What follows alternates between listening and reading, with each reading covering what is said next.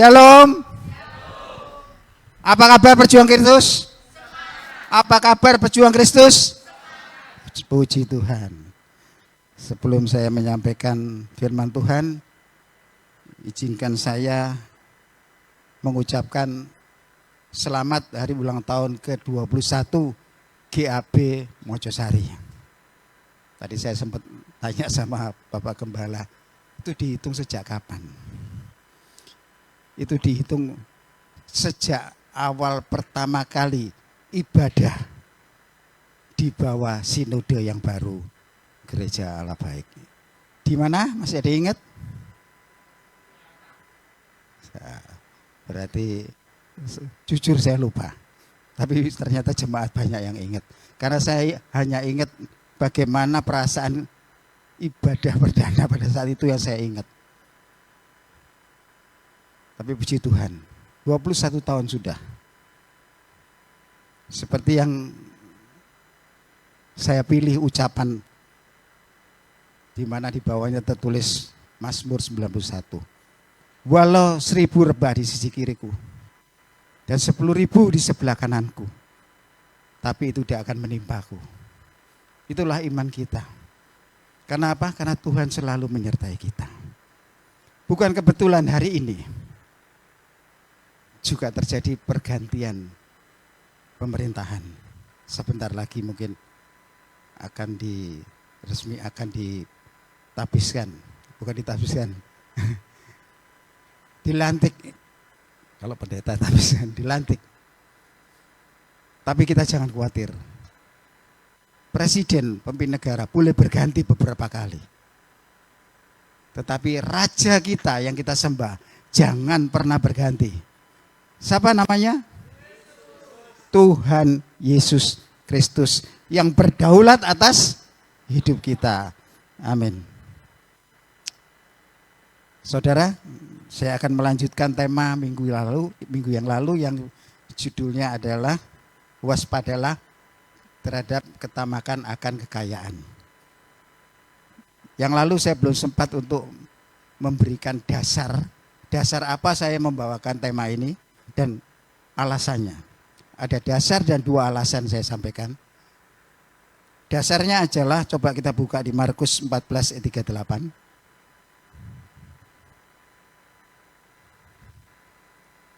Markus 14 ayat 38. Kita baca bersama-sama. 3, 2, 1. Berjaga-jagalah dan berdoalah supaya kamu jangan jatuh ke dalam pencobaan. Roh memang penurut, tetapi daging lemah. Ini yang mengatakan siapa? Tuhan Yesus sendiri. Dikatakan di dua Injil sinoptik, yaitu di samping Markus 14 ayat 38, Matius 26 ayat 41 berkata sama persis titik komanya.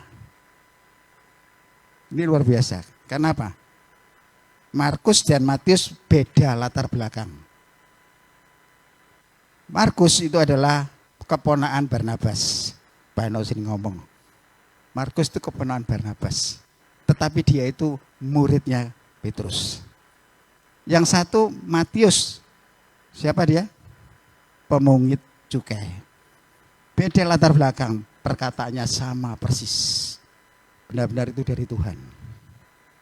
Jadi kita sadar bahwa roh memang penurut, tapi daging lemah.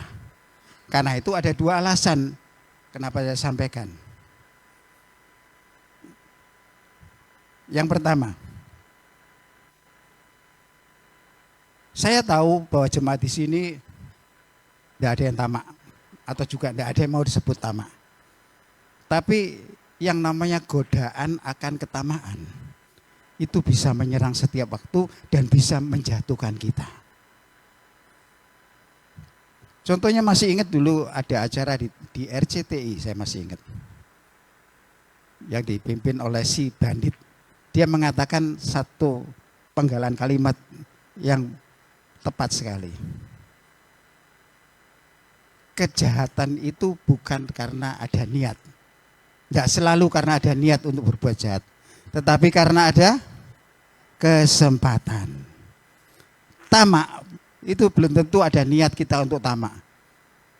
Tapi godaan akan ketamaan itu bisa menjatuhkan kita. Itu yang alasan pertama. Alasan kedua, kita tahu khususnya untuk para pria atau para pemimpin-pemimpin, mereka bisa jatuh karena 3 hal. Masih ingat secara umum dunia ya. Karena apa?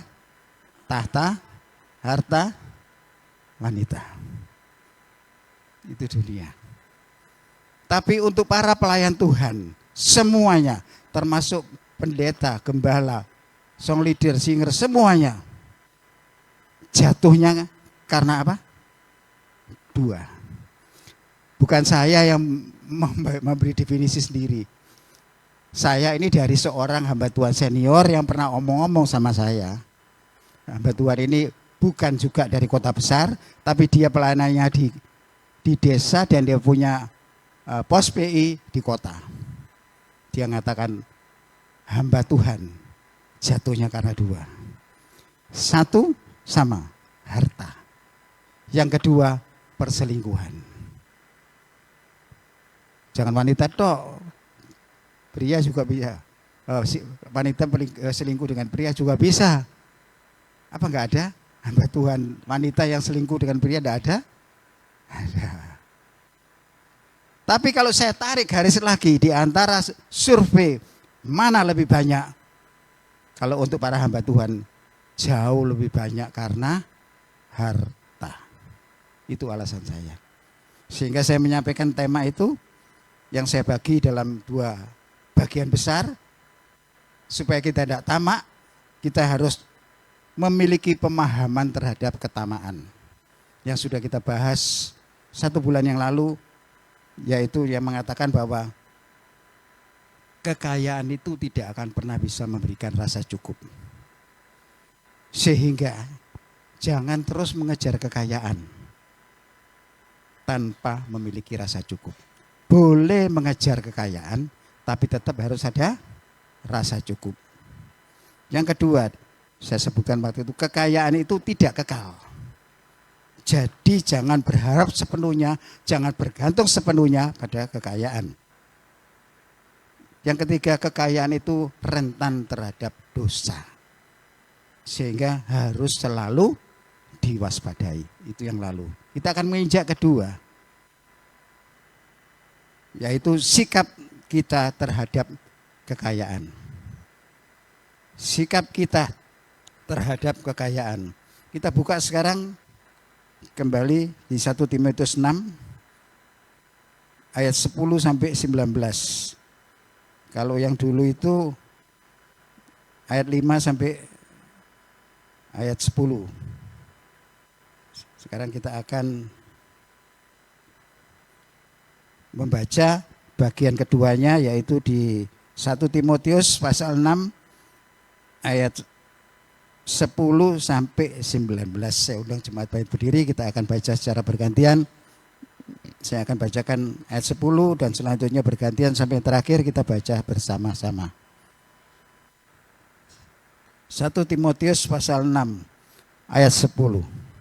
Karena akar segala kejahatan ialah cinta uang. Sebab oleh memburu uanglah beberapa orang telah menyimpang dari iman dan menyiksa diri dengan berbagai-bagai duka. 11.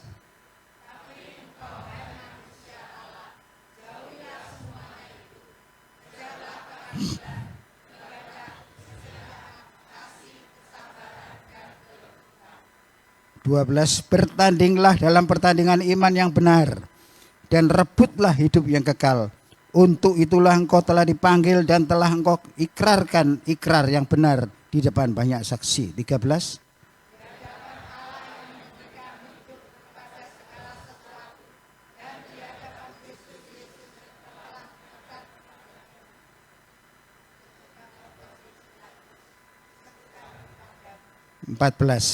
Turutilah perintah ini dengan tidak bercacat dan tidak bercela, hingga pada saat Tuhan kita Yesus Kristus menyatakan dirinya. 15.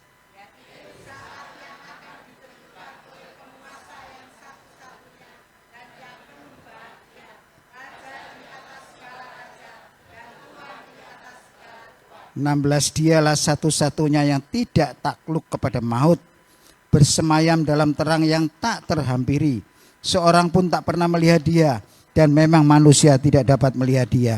Baginya lah hormat dan kuasa yang kekal. Amin. 17.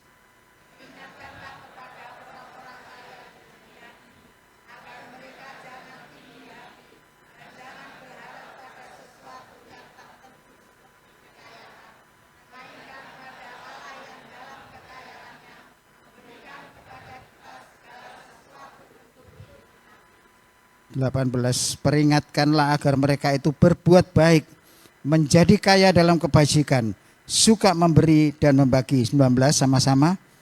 Dan dengan demikian mengumpulkan suatu harta sebagai dasar yang baik bagi dirinya di waktu yang akan datang untuk mencapai hidup yang sebenarnya. Amin. Silakan duduk dalam hadirat Tuhan. Terima kasih Bapak Ibu sekalian.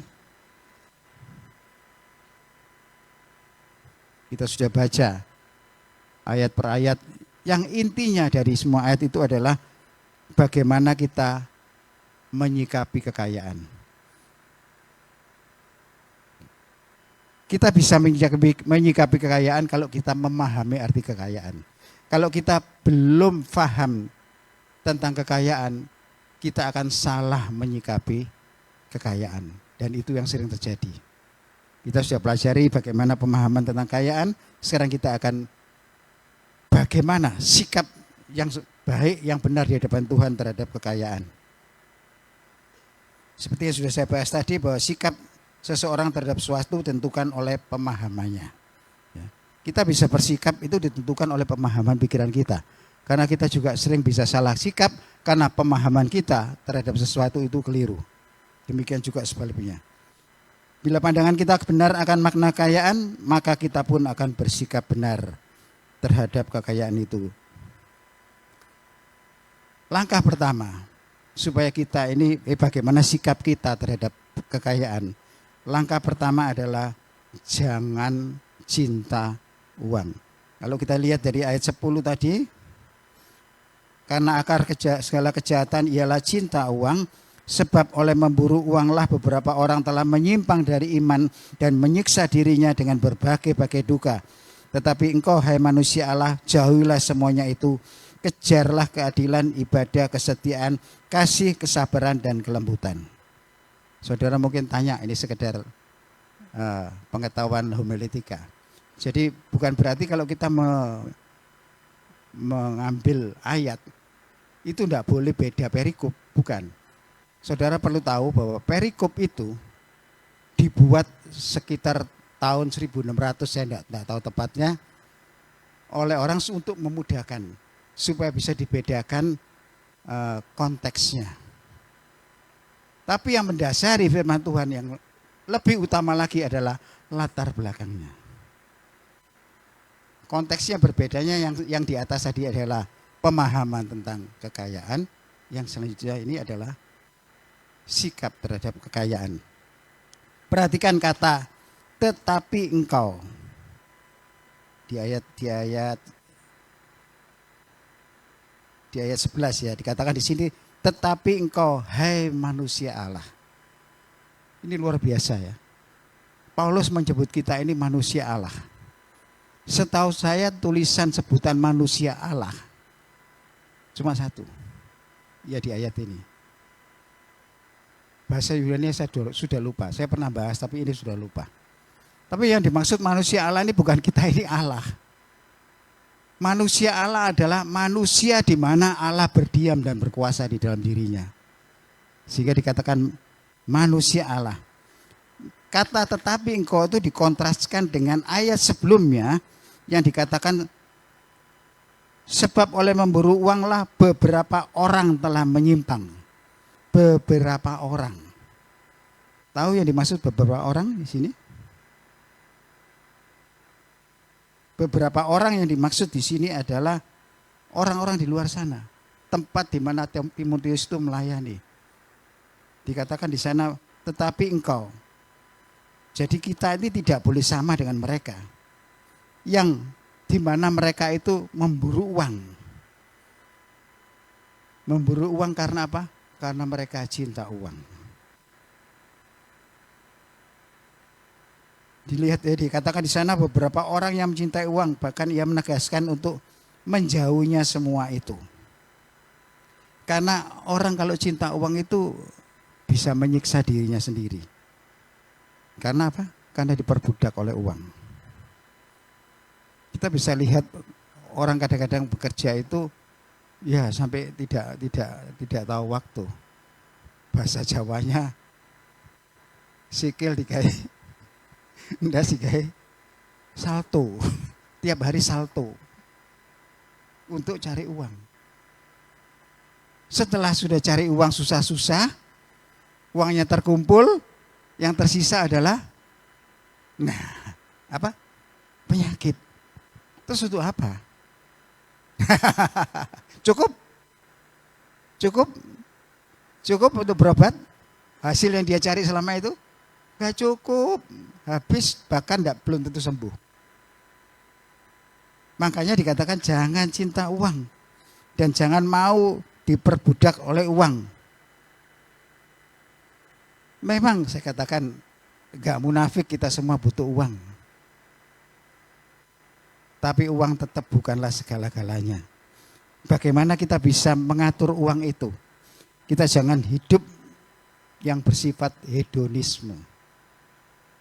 Hedonisme ini berasal dari kata Yunani hedon, yang artinya kesenangan. Berarti hedonisme itu hidup dengan keinginan daging. Dan keinginan daging kita sudah tahu itu gak ada habisnya. Dan itulah yang disebut dengan ketamakan akan kekayaan. Dengan kata lain, uang itu bisa mempengaruhi hati kita. Sehingga kita bisa cinta uang. Dan kalau sudah dikatakan cinta, Kidung Agung 8 ayat 6 mengatakan cinta itu kuat seperti maut. Saudara mungkin protes, itu kan untuk pasangan. Saya tidak bicara pasangannya, bahasa cintanya. Dan saya katakan cinta kita kan uang seperti maut itu bisa melebihi cinta kita kepada pasangan kita. Banyak terbukti bukan? Karena uang pasangannya dibunuh. Seperti polisi yang bakar suaminya karena apa? Uang. Terus cintanya di mana? Berarti cinta uang itu cintanya kuat seperti maut. Jadi sampai maut pun dia rela demi untuk mencapai uang tadi. Banyak orang karena uang rela tadinya teman jadi lawan. Rela tadinya hubungannya baik menjadi rusak. Rela dari orang yang tadi dipuja-puja kemudian menjadi diolok-olok. Ini adalah fakta yang sering terjadi dalam kehidupan kita. Oleh karena itu biarlah kita pandai-pandai meletakkan uang. Jangan letakkan uang itu sebagai sesuatu atau segala-galanya. Walaupun bukan segala-galanya, segalanya memang butuh uang. Tapi jangan letakkan uang itu sebagai sesuatu yang utama dalam kehidupan kita, yang sangat kita cintai. Terus bagaimana Pak untuk kita meletakkan uang itu atau kekayaan kita? Letakkan uang itu sebagai pelengkap hidup. Saya ulangi, letakkan uang itu sebagai pelengkap hidup. Karena pada sesungguhnya uang itu baru muncul, saya nggak tahu sejarah. Sebelumnya uang itu nggak ada. Yang ada apa? Barter, tukar menukar. Zamannya tukar menukar itu mungkin sama-sama enaknya ya, sama-sama setuju. Saya gini ya, oh ya sudah sama relanya. Tapi sekarang karena uang dikejar sebanyak-banyaknya. Mungkin zaman dahulu tidak ada sampai, walaupun ada tapi tidak ada sampai seperti sekarang. Karena buru uang, akhirnya orang itu bisa kehilangan segala-galanya. Uang sebagai pelengkap itu kalau boleh saya gambarkan, posisikan sebagai hobi. Tapi jangan diekstrimkan ya. Saya beri gambaran tentang diri saya. Saya ini hobi, banyak hobinya. Tapi tujuan saya punya hobi ini supaya saya pernah dinasihati orang ketika masih muda dulu, kamu paling tidak ada hobi. Supaya nanti kalau sudah tua itu masih bisa semangat. Semangat hidup itu ada, hanya sebagai pelengkap. Tapi jangan sampai hobi itu jadi seperti tadi, dicintai. Sehingga kalau itu hilang, dan binatang atau tumbuhan kalau mati, ditangisi, disesali. Hobi saya tidak ada satupun yang bikin saya sedih. Betul. Saya pelihara hewan. Pernah hewan saya mati karena rumah saya dulu nyaris terbakar. Termasuk hewan yang pernah paling mahal saya beli waktu itu mati. Ya sudah. Kemudian kura-kura harga jutaan mati. Ya sudah. Karena saya siap ketika saya koleksi, hobi saya turuti, itu hanya pelengkap semangat. Nyari uang itu ya pelengkap supaya semangat. Tapi jangan sampai itu ada di hati kita. Yang perlu ada di hati kita siapa? Yang benar. Kalau diambil uangnya, rela? Ya. Jangan sampai. Dan saya juga anjurkan yang hobi-hobi ini, sampai-sampai saya tak geleng-geleng kepala yang namanya tempat persemayaman itu sekarang bukan untuk manusia tok. Untuk apa? Apa yang keras gak usah. Untuk apa? Kok ragu-ragu? Anjing. Nah, pernah lihat toh? Dunia sudah terbalik. Hobi itu pelengkap, bukan itu ikut jadi bagian hidup kita, enggak. Bagian hidup kita utamanya itu Tuhan. Jadi jangan sampai hobi itu membuat kita itu kalau kematian, kalau hewan, barang itu hilang, itu tidak akan sampai membuat kita ini bersedih. Namanya cuma pelengkap, ya sudah. Dan saya juga pernah katakan setiap kita hobi, siap kehilangan. Kehilangan atau kematian atau macam-macam. Saya dulu juga pernah saksi, ya enggak apa-apa. Ketika saya kan hobi juga burung waktu bekerja. Ketika pulang, istri saya ngomong jangan marah ya, burung perkututnya lepas karena jatuh. Ya sudah, dia juga sampai heran waktu pertama itu. Ya sudah, gak akan bikin saya. Berapa saat kemudian di belakang rumah tabung LPG diambil orang, ya sudah. Burung perkutut diambil orang juga, ya sudah. 3 kali saya kehilangan, dicuri orang. Kalau mati sudah tidak terhitung. Tidak kebetulan juga, mohon maaf Pak Nono Bu Nono, pagi tadi burung yang dikasih oleh Pak Nono Bu Nono, koit 1. Saya lihat loh, oh ya sudah. Mau berangkat ketika saya kasih minum, loh udah ada di bawah sudah. Ya sudah, tidak akan mengganggu saya. Itu pelengkap. Demikian juga sikap kita terhadap uang. Jangan cinta uang melebihi Tuhan. Yang kedua, jangan berharap kepada kekayaan. Kita lompat ke ayat 17b.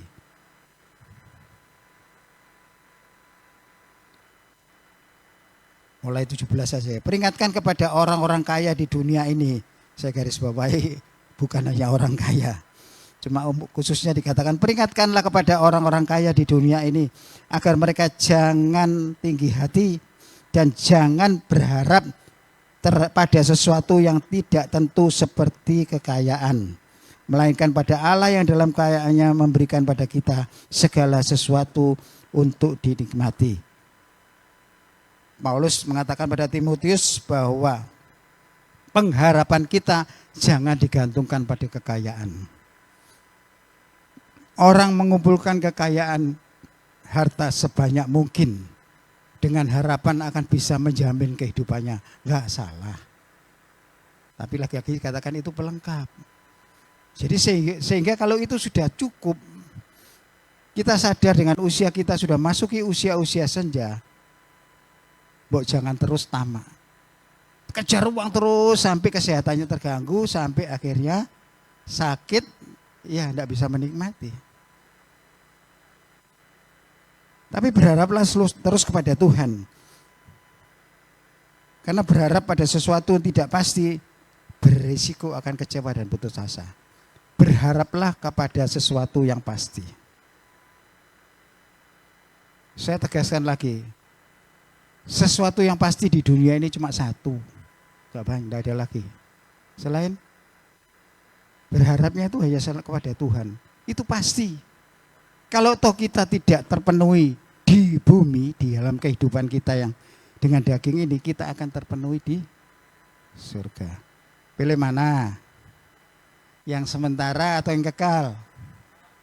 Yang kekal nanti mau dipanggil? Prinsipnya sama Paulus saja. Bagiku hidup adalah Kristus. Selagi kita hidup, satu tok Kristus. Sehingga akhirnya apa yang Tuhan perintahkan itu, kalau kita bisa seperti itu, kita tidak berharap pada kekayaan. Otomatis Matius 6 ayat 33 itu bisa kita lakukan. Karena Tuhan pun di dalam pemandangan Allah, kekayaan itu adalah apa di Matius 6 ayat 33? Sesuatu yang saya tanya, kekayaan itu menurut Matius 6 ayat 33 adalah sebuah tambahan. Pelengkap bukan? Semuanya akan ditambahkan. Utamanya harus kepada Tuhan dan kerajaannya. Kerajaan di dunia semakmur apapun tidak mungkin bisa memenuhi semua kebutuhan hidup kita. Dan juga tidak bisa dipastikan memenuhi pengharapan kita. Seperti pergantian pemimpin, harapan kita sudah begitu bertumpuk-tumpuk akan negeri ini. Tapi bagaimanapun jangan gantungkan harapan kita pada manusia. Harapan masa depan kita, siapapun pemimpinnya, tetap pada Tuhan. Karena Tuhan sanggup mengubah beban menjadi pinter sudah. Kekayaan itu tidak pasti dan tidak abadi. Sewaktu-waktu dalam sekejap. Sehingga Paulus pernah mengatakan, perhatikanlah dengan seksama kamu hidup, jangan seperti orang bebal. Karena hari ini, hari-hari akhir ini adalah waktu-waktu yang jahat. Sering saya katakan waktu-waktu yang jahat adalah sesuatu yang terjadi, yang kemalangan yang menimpa kita setiap saat, setiap waktu. Itulah yang dikatakan hari-hari yang jahat. Kita tidak akan bisa memperbaiki ketika kita sedang dalam menghadapi hari-hari yang jahat. Persiapan kita adalah sebelum kita menghadapi hari-hari yang jahat. Yaitu kapan? Kapan? Puji Tuhan. Betul. Saat ini, jangan bilang nanti. Saat ini. Karena hari yang jahat itu akan terjadi setiap waktu. Apalagi kalau kita dalam kondisi yang tidak baik. Keuangan susah, sakit tidak sembuh-sembuh. Kondisi-kondisi seperti itu hari-hari yang jahat. Kalau kita nggak siap mulai sekarang, kita nggak siap, pasti jatuh.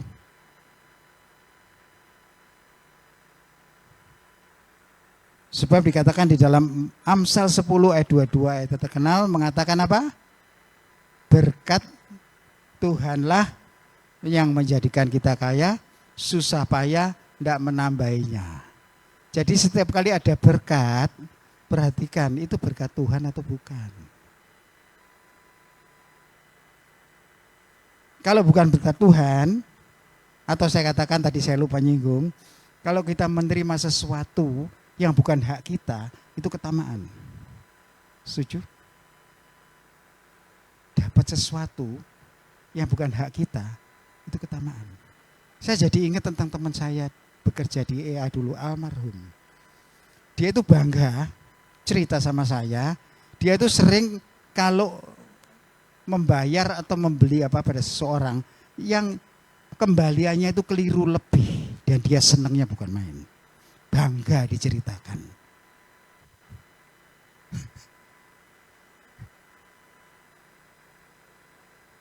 Walaupun dia tahu ketika depan orangnya dia diam.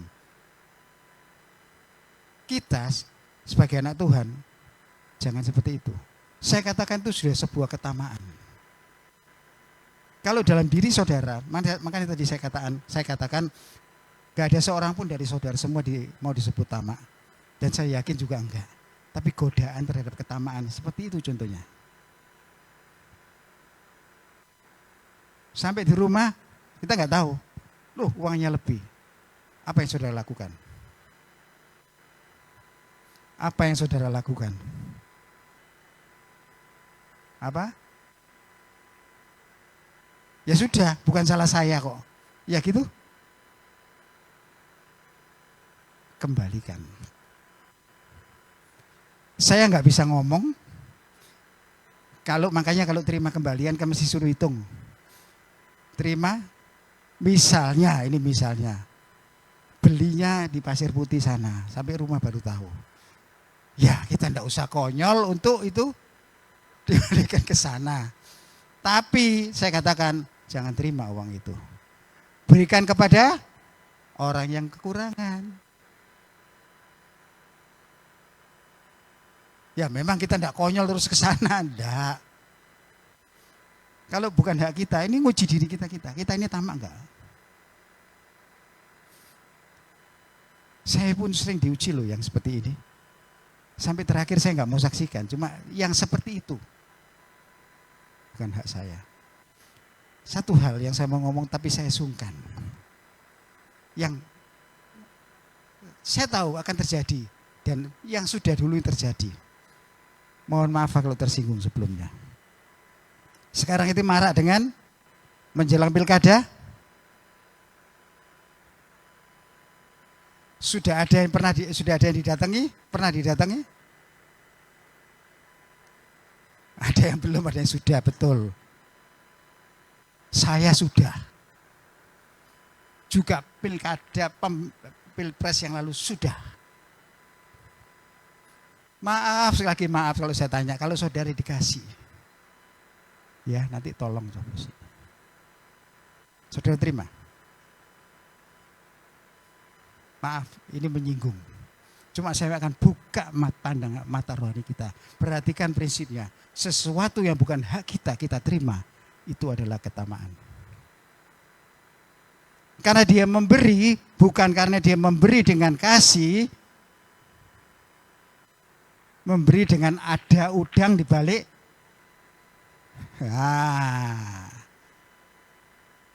Tolong. Tolak dengan halus. Bilang, gak usah gitu, saya nanti akan gunakan hak saya dengan baik. Saya terima usulmu, Bapak. Saya sudah didatangi. Berapa? 3 orang, kasih langsung.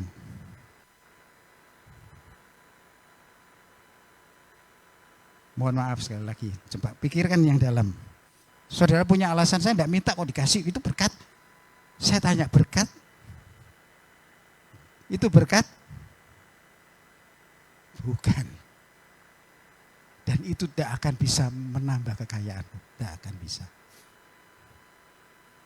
Yang ketiga, bagaimana sikap kita terhadap kekayaan. Nikmati kekayaan yang ada sekarang ini. Ayat 17 tadi, bagian C. Melainkan pada Allah yang dalam kekayaannya memberikan pada kita segala sesuatu untuk dinikmati.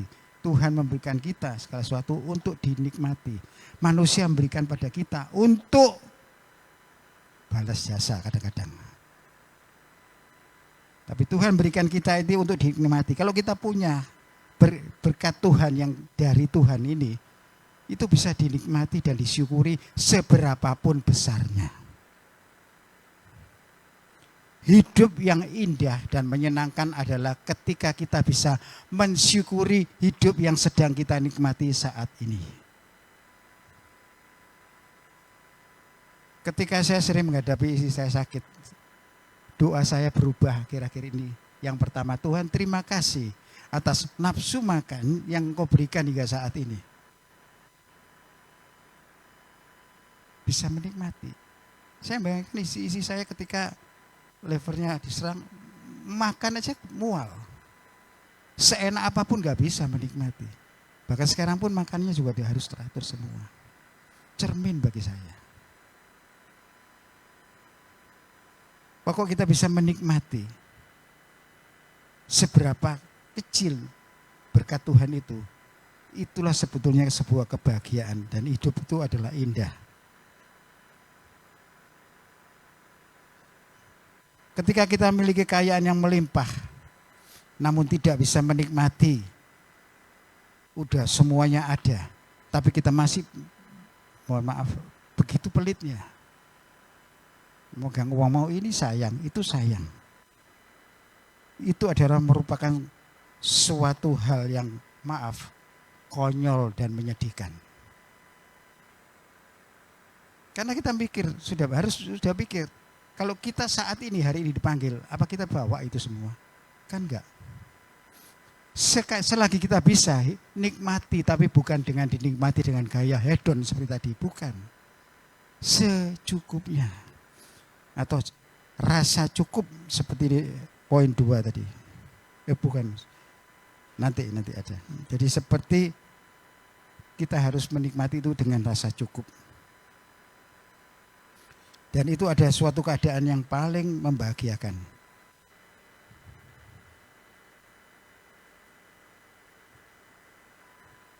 Oleh karena itu, pernahkah saudara merasakan kenikmatan ketika memberi pada seorang yang membutuhkan pada saat yang tepat? Pernah saudara? Rasanya ya apa? Bahagianya bukan main. Sewenangnya di sini tidak seperti yang dikatakan, bukan teori loh. Kalau saudara bilang enggak, mohon maaf, berarti belum pernah. Saya nggak ngomong loh, saya nggak ngomong. Yang ngomong tadi langsung ngomong karena dia pernah merasakan nikmatnya memberi. Tapi ingat, kita memberi bukan karena supaya dikatakan baik. Karena kebanyakan seperti itu, termasuk ketika saya belum mengerti yang berdiri di depan saudara ini juga gitu kadang-kadang. Supaya dikatakan baik. Enggak. Belajarlah memberi dengan kasih Kristus siapapun itu. Makanya ini bukan promosi ya. Kita berkorban untuk gereja ini iya. Tapi untuk orang di luar sana juga kita sisihkan. Walaupun saya katakan itu bagian kecil enggak apa-apa. Tapi tetap ingat, memang yang harus didahulukan adalah saudara seiman. Yang keempat, yang terakhir, sikap kita terhadap kekayaan yang keempat. Kekayaan hanya sebagai sarana untuk berbuat baik. Ayat 18 atau 19. Ayat 18 dan 19 mengatakan, peringatkan agar mereka itu berbuat baik, menjadi kaya dalam kebajikan, suka memberi dan membagi, dan dengan demikian mengumpulkan harta, suatu harta sebagai dasar yang baik bagi dirinya di waktu yang akan datang untuk mencapai hidup yang sebenarnya. Berarti hidup yang sebenarnya adalah hidup dengan berbuat baik. Gunakan kekayaan itu sebagai sarana untuk berbuat baik. Umat Allah haruslah menggunakan kekayaan materinya untuk kebaikan dan kekekalan. Kebaikan terhadap semua orang sesama, kekekalan kepada Tuhan. Berikan pada Tuhan. Sepatutnya umat Allah saling memberi dan berbagi kekayaan yang Tuhan percayakan seperti jemaat mula-mula. Pokok contoh hidup berjemaat yang nyaris berkenan di hadapan Tuhan adalah kehidupan jemaat yang mula-mula. Mereka berbagi sebagai sebuah budaya untuk berbuat baik, saling memberi. Baik kepada sesama saudara seiman maupun juga kepada sesama lainnya. Kenapa kepada sesama lainnya? Supaya orang lain bisa melihat Yesus ada dalam diri kita. Terlebih pada orang yang tidak kenal kita, yang tidak mungkin balas pada kita, kita berbuat baik. Itu sama dengan menyatakan Yesus pada orang tersebut. Orang akan tanya, orang Kristen ya? Iya. Yang dimuliakan Yesus, karena orangnya mungkin tidak kenal. Jadi berbuat baik terhadap setiap orang. Seperti yang tadi sudah disinggung di poin yang ketiga. Perhatikan di sini, seorang yang bernama John Wesley dalam bukunya yang berjudul Etika Ekonomi, tampaknya perlu kita teladani. Di dalamnya terkandung prinsip kebebasan pribadi dan tanggung jawab pribadi. Buku ini mencatat tentang prinsip kebebasan pribadi dan tanggung jawab pribadi. Perihal kekayaan materi, Wesley berkata, kita harus meraihnya semampu kita. Bahasa Inggrisnya, gain all you can. Gain all you can. Dan apa yang kita raih itu harus kita simpan sebanyak-banyaknya, atau save all you can. Ini etika ekonomi John Wesley, seorang penginjil. Tapi jangan berhenti sampai di situ. Haruslah juga kita memberi sebanyak-banyaknya yang bisa kita berikan, atau give all you can. Ya, bagus sekali dikatakan gain all you can, save all you can, all you can, maaf, Inggris saya pelodat-pelodat. Dan yang terakhir, give all you can, berilah semua yang kamu bisa. Dengan kata lain, kita boleh mencari kekayaan semampu kita dan untuk kita pergunakan sebaik-baiknya. Arti katanya, simpan sebanyak-banyaknya dan berikan semampu kita menurut ukuran kerelaan hati kita.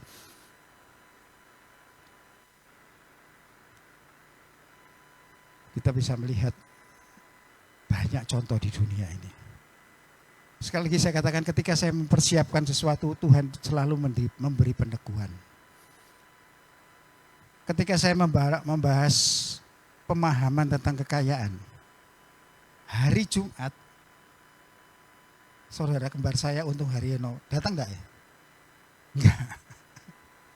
Ngirim saya video hari Jumat sekitar jam 3 lebih berapa 40. Saya kasih tahu, bukan kebetulan. Hari Jumat kemarin itu, bulan ini, jam 3 lebih beda menit, saya dikirimi video dari Pak Gem. Tolong Willy ditampilkan.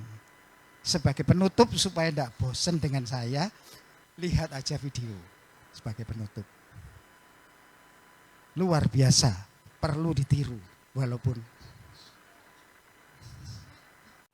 Stanley Tam ini seorang bisnismen yang nyaris bangkrut. Usaha apapun yang dia lakukan gagal dan selesai. Dan satu kali dia mau masuk kepada bisnis plastik. Lalu dia berdoa kepada Tuhan, Tuhan, saya sudah berulang kali gagal dan sekarang saya mau masuk bisnis plastik ini. Apakah Tuhan kehendaki? Kalau Tuhan kehendaki, Tuhan buka jalan. Dan saya berjanji Tuhan, kalau Tuhan memberkati pekerjaan ini, saya akan setia memberikan persembahan persepuluhan. Lalu dia masuk bisnis plastik itu dan ternyata maju. Begitu maju, dia setia memberikan 10%. Dan Tuhan tambah berkati dia. Satu titik dia bilang, Tuhan, karena Tuhan sudah berkati saya nggak kasih 10%, sekarang 20%. Maka dia kasih 20% setiap bulan. Tuhan tambah berkati dia. Lalu dia bilang, Tuhan, sekarang 30%. Makin berkati, dia kasih naik 40%. Satu titik dia bilang, Tuhan, 50-50. 50-50. Dan ternyata berkatnya begitu luar biasa, sampai akhirnya dia merasa 50% bagi dia terlalu banyak. Maka dia bilang, Tuhan 60, saya 40. Terus Tuhan 70, saya 30. Tuhan 80, saya 20. Dan sampai titik yang paling tinggi dia bilang, Tuhan sekarang balik. Tuhan yang 90, saya yang 10. Saudara bisa cari di Google, namanya Stanley Tam. Ya, dan saudara-saudara, satu titik dia merasa bahwa 10% saja terlalu besar. Maka dia bilang, Tuhan sekarang 100% untuk Tuhan. Maka namanya perusahaannya Plastic Corporation itu diubah namanya di notaris menjadi Jesus Christ Company, perusahaan Yesus Kristus, dan seluruh hasilnya itu diberikan untuk pekerjaan Tuhan. Maka sekarang duit banyak. Sekarang duit yang banyak dibikin apa? Maka dia bertemu dengan seorang yang namanya Coleman, dan akhirnya mereka dua berpikir uang yang banyak ini harus dipakai untuk kemuliaan Tuhan. Maka marilah kita dirikan sebuah lembaga misi yang namanya Oriental Mission Society. Maka dirikanlah suatu lembaga misi Oriental Mission Society, dan lembaga ini bertujuan kirim misionaris ke berbagai macam negara, beritakan Injil. Dan kalau Injil sudah dikirim ke negara itu, misalnya masuk India, ada misionaris dari OMS masuk India, bendera India berkibar di depan Oriental Mission Society di Amerika. Begitu juga semua negara. Pada tahun 1975 ada seorang perempuan muda dari Skotlandia. Dia datang ke Oriental Mission Society dan dia bilang, saya Tuhan panggil menjadi misionaris di Indonesia. Maka perempuan muda itu yang bernama Nancy Gill akhirnya dibiayai oleh Oriental Mission Society datang ke Indonesia. Turun pertama di Surabaya sini, lalu beritakan Injil, lalu pergi di Malang, beritakan Injil. Ini orang bule dan perempuan tidak menikah, dia beritakan Injil, dan banyak orang akhirnya menjadi percaya. Lalu dia latih orang-orang itu menjadi percaya, menjadi penginjil. Setelah dia latih, lalu dia merasa bahwa ini perlu ada pendidikan yang khusus bagi orang-orang ini. Gak bisa dia sendiri, perlu satu lembaga pendidikan. Tapi siapa yang mau biayai? Lalu dia sampaikan ke Oriental Mission Society di Stanley Tam, dan akhirnya dari Oriental Mission Society itu mendirikan sebuah sekolah untuk melatih para penginjil dan mempersiapkan para hamba Tuhan. Dan pada tahun 1995 ada satu anak dari NTT sana yang datang ke Malang untuk bersekolah di sekolahnya Stanley Tam itu. Dan tahun 2000 dia selesai. Dan pemuda dari NTT yang dibiayai Stanley Tam itu yang hari ini berdiri di depan saudara.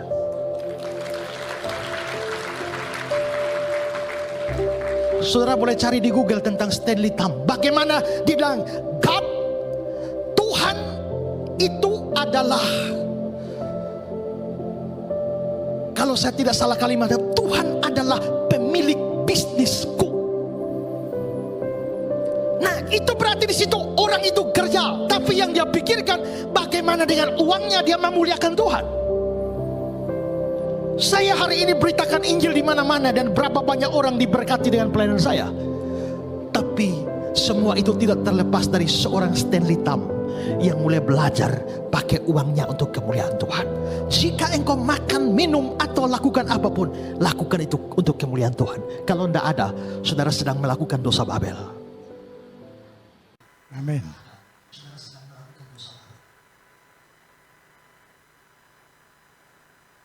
Bagaimana saudara? Apa yang ada di dalam hati saudara? Berani seperti Stanley Tam? Nanti dulu. Ya kalau diberkati seperti dia. Tapi ingat, dia melakukan tanpa bayangan ke depan seperti itu. Ini yang perlu tahu. Orang sering salah, iya dia udah kaya. Memang pada dia, saya katakan itu realistis. Ketika dia serahkan semua hasil usahanya, dia sudah punya uang yang berlimpah-limpah untuk hidupnya, entah berapa turunan. Realistis, dia berikan semuanya itu. Bisakah kita belajar menggunakan kekayaan sebagai sarana untuk berbuat baik dengan catatan saya kurang yang berkenan di hadapan Tuhan? Karena ada perbuatan baik yang tidak berkenan di hadapan Tuhan. perbuatan baik yang berkenan di hadapan Tuhan. Saya undang song leader singer bisa maju ke depan sambil dengarkan saudara yang dilakukan oleh Stanley Tam. Bukannya satu-satunya, saya kasih tahu. Saya mendengar tentang yang luar biasa tentang perpuluhan ini jauh berapa 10 tahun lebih yang lalu. Yang diceritakan oleh saya lupa. Saya cuma ingat perbuatannya, entah itu Derek Prince, entah itu Rick Warren, saya lupa. Dia mengatakan bahwa dia merasa tidak cukup hanya memberikan perpuluhan itu 10%. Dia belajar, tapi belajarnya dia cukup ekstrim seperti tadi. Dari tahun ke tahun itu dia tambah. Dari katakan mungkin awal 11%, mungkin lompat 15%, 20%, sampai batas, tapi tidak sehebat Stanley Tam. 90% sesuai dengan Tuhan dia balik. 90% semua pelayanannya untuk Tuhan, 10% untuk hidup pribadinya. Cukup karena dia seorang pendeta besar. Dia punya jelas simpenannya juga banyak. Tapi dia mau melakukan yang seperti itu. Kita jangan lihat Ezra Solo. Ezra Solo memang ada yang orang mengatakan nada sumbang. Tapi saya akhirnya mengenal dari ini bahwa dia ini seorang misi. Dan dia ini setiap kali menyanggah pernyataan-pernyataan ini karena dia punya dasar dalam mata pelajaran misi apa yang dikatakan apologetika misi. Dan itu sesungguhnya penting sekali bagi saudara. Makanya seperti Bapak Andre, ya saya panggil Bapak aja, suruh Bible study. Itu supaya kalau kita ditanya orang, kita bisa berapologet. Kalau enggak, kita yang keseret ke sana. Ezra Soru terkenal dengan itunya, enggak apa-apa. Dan dia dibentuk dari uang misi. Dan di luar negeri sana banyak sekali. Sayangnya di Indonesia sedikit, tapi ada, saya kasih tahu. Di Indonesia ada yang saya dengar KDP, kasih dalam perbuatan. Yang dulu ketuanya almarhum Nathanael Chen. Sekarang nggak tahu siapa gantinya. Tapi itu pun badan misi cabang dari luar negeri. Bukan asli badan misi dari Indonesia. Kalau asli badan misi dari Indonesia saya nggak dengar. Di luar sana banyak. Membiayai misi. Karena dia menggunakan kekayaan untuk berbuat kebaikan. Itu Tuhan inginkan. Kalau kita diberi kepercayaan untuk kekayaan. Lakukan mulai dari yang sederhana. Bersediakah saudara? Oh, punya nasar seperti Stanley Tam. Tahun depan saya mau beri 11% Tuhan. Tahun lagi saya akan beli 12% Tuhan. Berani? Nggak ada jawaban. Saya ngomong sama saudara, saya berusaha belajar itu. Nggak asal ngomong. Saudara bisa lihat saya nggak bekerja tapi saya cukup. Belajar seperti itu. Belajar melangkah seperti itu. Saudara akan bisa merasakan berkat itu ketika saudara tidak berada pada posisi itu. Amin. Jadi sepi. Silakan dipikir. Ini bukan paksaan. Karena ini sebuah kesaksian yang bukan cerita dongeng ini tadi ya. Saya juga kaget kalau sampai seluruh kekayaannya itu diberikan. Itu saya nggak duga. 50-50 sudah sangat hebat. 90-10 tambah hebat. Masih bisa lebih lagi dikasihkan semua. Perlu kita renungkan. Karena itu dilakukan oleh sama seperti kita ini. Anak-anak Tuhan. Tuhan Yesus berkati.